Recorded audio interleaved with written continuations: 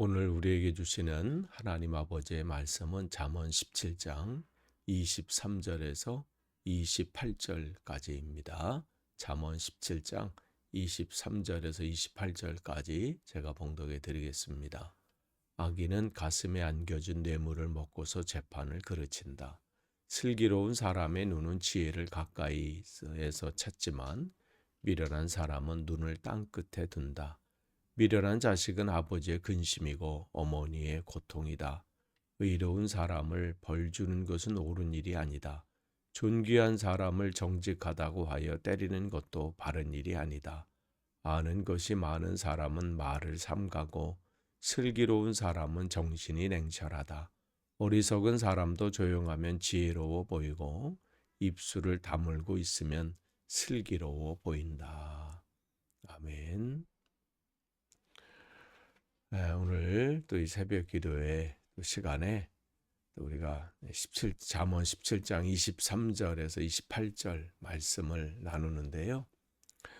지혜로운 사람과 미련한 사람, 그것을 세 가지 장면으로 이제 나란히 이제 세워놓고 우리에게 보여줍니다.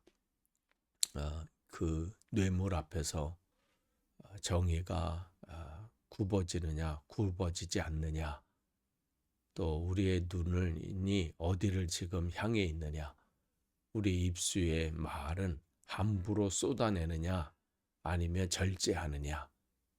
그리고 이제 이 말씀 통해서 우리가 이제 하나하나 이제 이 말씀 통해서 몇 가지 살펴보고자 하는데요. 23절은 이렇게 말씀합니다. 악인은 가슴에 안겨준 뇌물을 먹고서 재판을 그르친다. 가슴에 안겨준 이런 표현이 인상적인데요. 뇌물은 대개 정면으로 요구되지 않죠. 은밀하게 마치 선물처럼 그냥 관계 속에서 그냥 또 위에서 주는 것처럼 그냥 품속에 슬쩍 안겨줍니다. 그리고 그것을 받아 삼키는 순간 사람의 판단은 이미 굽어지기 시작합니다. 그렇기 때문에 여기서 뇌물이라고 하는 이 원어, 이 뉘앙스 안에는요, 판단하는 사람의 눈을 덮어 가리는 그러한 의미가 담겨져 있어요. 그렇기 때문에 성경은 계속해서 곳곳에 특별히 신명기 16장 19절 말씀을 보면 뇌물을 받지 말라. 뇌물은 지혜자의 눈을 어둡게 하고 의인의 말을 왜곡시키기 때문이다. 그만큼 그것이 얼마나 하나님 앞에서 죄인지 분명히 말씀하세요. 그러니까 뇌물 자체가 뇌물은 돈 자체 그것도 물론 문제지만 그것이 사람의 시야를 가려서 진실함을 보지 못하게 만든다는 거예요. 그래서 지금 주님은 분명하게 말씀을 하시는 것이죠. 그런데 26절도 마찬가지예요. 지금 23절과 26절에 바로 이 뇌물에 관한 부분인데 반대편 극단도 함께 지적하세요. 의로운 사람을 벌 주는 것은 옳은 일이 아니다. 존귀한 사람을 정직하다고 하여 때리는 것도 바른 일이 아니다. 뇌물을 받고 죄인을 풀어주는 것도 문제이지만 여기 반대로 정직하고 의로운 사람을 시기하거나 미워해서 부당하게 대우하는 것도 문제라는 거예요. 똑같은 불이라고 말씀을 하십니다. 그러니까 이 잠언에서는요, 정의를 한쪽으로 치우치는 것, 이것을 이렇게 재지 않습니다. 그러니까 정의를 사랑하는 사람은요, 강한 자에게 아부하지 않고, 그리고 약자나 의인을 함부로 짓밟지 않습니다. 그러니까 공의라고 하죠. 공정하게 판단하고 또 진행하는 것. 그러니까 이 문제가 계속해서 우리나라 대한민국뿐만 아니라 영국 땅도 전 세계 땅도 참 공정에 대한 이게들이 계속 나오잖아요. 왜냐하면 한쪽을 어떻게 하다 보니까 또 반대쪽이 거기에 의해서 또 차별을 당하게 상대적인 또 박탈감을 느끼게 되고 그러니까 어떻게 이것을 중심을 잡고 잘 가느냐 이것이 굉장히 중요하죠. 그러나 우리의 삶 가운데 어떤 뭐 돈으로 뭐 어떤 금전적인 그러한 뇌물만을 여기서 말하는 것 아닙니다. 우리의 삶에 보면 작은 편의들이 있잖아요. 작은 편의, 작은 특혜, 또 이번 한 번만 딱라고 말하는 그러한 타협들. 이러한 것들이 우리 가슴에 슬쩍 안겨질 때가 있어요.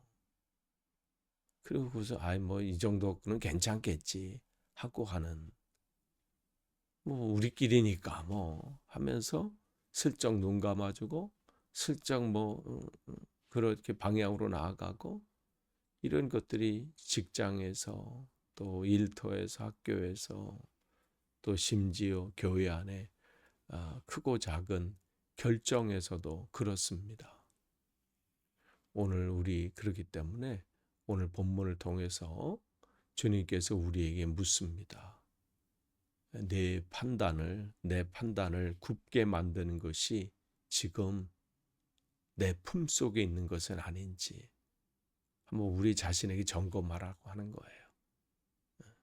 우리 자신이 어떤 판단하고 결정하고 선택하는데 그걸 굽게 만들어 삐뚤어지게 만드는 것이 혹시 내 품 안에 지금 내가 누리고 있는 어떤 것이 아닌지 되돌아보는 거예요. 또 24절은 이렇게 말씀하십니다. 슬기로운 사람의 눈은 지혜를 가까이에서 찾지만 미련한 사람은 눈을 땅 끝에 둔다. 참 인상적인 대조인데 지혜로운 사람의 시선은 가깝다는 거예요. 이게 무슨 말이겠어요? 그 지혜를 먼 데서 찾지 않아요. 오늘 이 자리, 지금 내 앞에 있는 말씀, 오늘 이 시간 내게 주시는 그 말씀, 묵상하는 것, 설교, 지금 듣는 그 말씀, 그리고 지금 내 앞에 있는 그 사람, 가족이 될 수도 있고요. 또 나와 친하게 교제를 자주 하는 그 사람일 수 있고요. 오늘 내가 만나는 그 사람, 또 오늘 내게 펼쳐진 그 상황 속에서 지혜를 찾아요. 반대로 미련한 사람의 시선은요. 지금을 우습게 여겨요. 오늘을 우습게 여겨. 그러면서 어떻게 해요? 멀리 나는 지금 여기서 이럴 게 아니라 나중에 뭔가가 있을 거야. 그러니까 계속해서 성경은 우리에게 말씀하십니다. 그러니까 미련한 사람의 눈이 땅 끝에 두는 것은 게으르거나 무능해서가 아니에요. 오히려 반대입니다. 그는 늘 화려하고 먼 것, 손에 잡히지 않는 어떠한 그 꿈 이상. 그러니까 지금 이 자리에서가 아니라 다른 데서 그 답을 찾으려고 해요. 지금의 내 가정, 지금의 교회, 지금의 관계는 시시하게 여겨. 그 사람은 별거 아닌 것처럼 여겨버려요. 에이, 이 사람들에게서 뭘. 그러니까 지금 내가 만나는 사람을 시시하게 여기고 또 지금 내게 일어나는 일을 시시하게 여겨. 내가 지금 이런 일 할 사람이야? 나는 앞으로 큰일 할 사람이야. 지금을 우습게 여겨요. 오늘을 우습게 여겨. 언젠가 먼 미래에 내 삶이 풀릴 거고 나는 그 일에 쓰임받을 사람이고 그러니까 착각하고 있는 것이죠. 오늘 만나는 사람을 여러분 귀하게 여기셔야 돼요. 지금 있는 사람을 여러분 귀하게 여기세요. 지금 듣는 말씀에 여러분 귀를 기울이세요. 나중에 주님께서 깨우쳐 주겠지? 아니에요. 오늘 여러분 앞에 펼쳐진 그 상황을 주목해서 보셔야 돼요. 미래 꿈꾸고 나중에 아니에요. 그렇기 때문에 잠언은 지혜는 그렇게 멀리서 오는 것이 아니다 말씀을 하세요. 지혜는 오늘 지금 아침에 듣는 이 말씀 속에, 내 옆에 있는 그 가족 속에, 내가 교제하고 있는 그 성도들 속에, 내가 이미 서 있는 그 자리 속에 지혜가 있다고 말씀을 하십니다. 그러면서 이 문맥이 이제 25절이 있어요. 미련한 자식은 아버지의 근심이고 어머니의 고통이다. 이것은 뭐 지혜와 미련함 뭐 그런 추상적인 그런 얘기를 하는 것이 아니라, 지금 24절에 나온 것처럼 눈을 엉뚱한 곳에 두는 사람, 지금 현실을 파악하지 못하고 지금 만나는 사람을 소중하게 여기지 않고 지금 하는 일을 귀하게 여기지 않고 지금 듣는 말씀을 무시하고 그냥 듣는 둥 마는 둥 하고, 뭐 나가서 뭐 세상을 움직이고 뭐 내가 세계 선교를 위해서 꿈꾸고 외치지만 지금 헌신이 없는 그 사람, 그 사람들의 미련함이에요. 그런 사람들은 결국 어떻게 가장 가까운 사람들, 부모의 눈물로 열매를 맺는다는 거예요. 그 얘기를 하는 거예요. 근심이 되고요, 고통이 되는 거예요. 지혜를 가까운 데서 찾지 않는 그 삶의 대가가 언젠가는 가장 가까운 사람들에게 근심이 되고 눈물이 되고 고통으로 돌아온다는 말씀입니다. 27절이에요. 아는 것이 많은 사람은 말을 삼가고 슬기로운 사람은 정신이 냉철하다. 여기서 여기 보면 많이 아는 사람 이렇게 나와요. 많이 아는 사람이 말을 삼가한다. 보통은 많이 알아야 많이 얘기하잖아요. 많이 알아야. 그리고 그렇지 못한 사람이, 많이 알지 못한 사람이 뭐 얘기하려고 그러면 당신이 뭘 안다고 그 얘기하냐고 뭐 이렇게 얘기하긴 하는데, 그런데 여기 보면 성경은 참된 지식과 또 지혜에 이른 사람일수록 오히려 입술을 절제한다. 이 말씀을 하세요.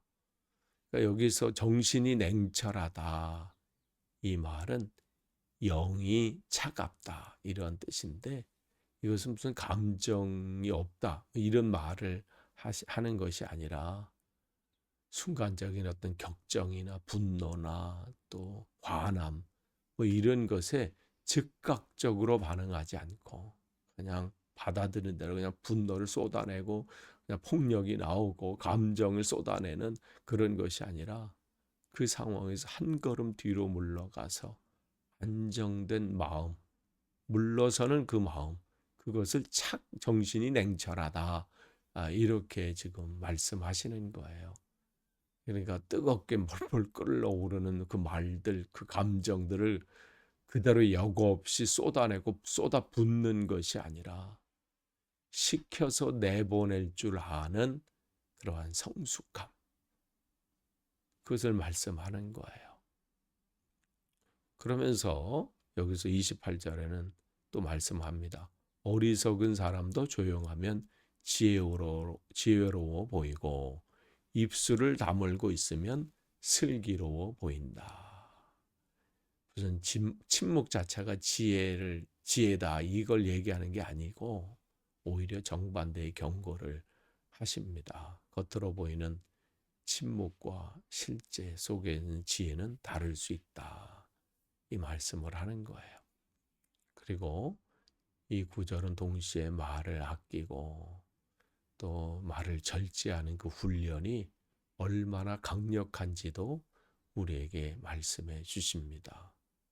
그러니까 미련한 사람조차도 입을 다물고 절제하고 할 때 지혜로 보일 정도라면, 진짜 지혜로운 사람이 말을 절제하고 또 그냥 감정과 분노를 그대로 그냥 쏟아내지 않고 식히는 훈련을 계속 한다면 그 한마디 한마디가 그 사람의 그 모습을 통해서 얼마나 주님의 그 모습이 드러날 수 있겠느냐, 이 말씀을 하시는 것이죠.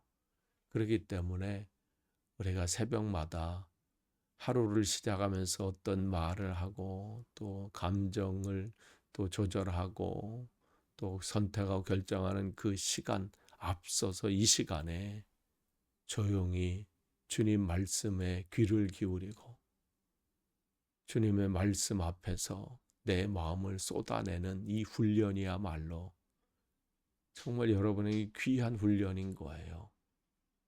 그러니까 이 시간들은요, 정말 그래서 중요한 거예요. 말씀이야 뭐 나중에도 들을 수도 있고 뭐 늦게도 들을 수도 있죠.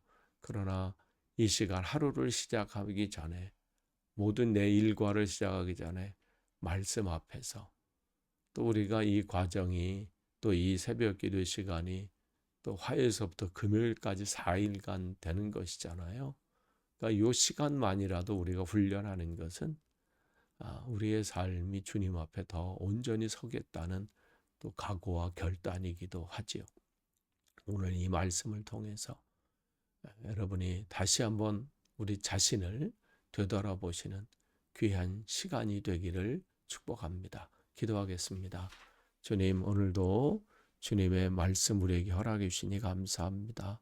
듣는 것으로 끝나지 않고 우리의 삶에서 또 이러한 말씀들이 적용이 되고 훈련이 돼서 복된 인생이 되게 하옵소서. 예수님의 이름으로 기도합니다. 아멘.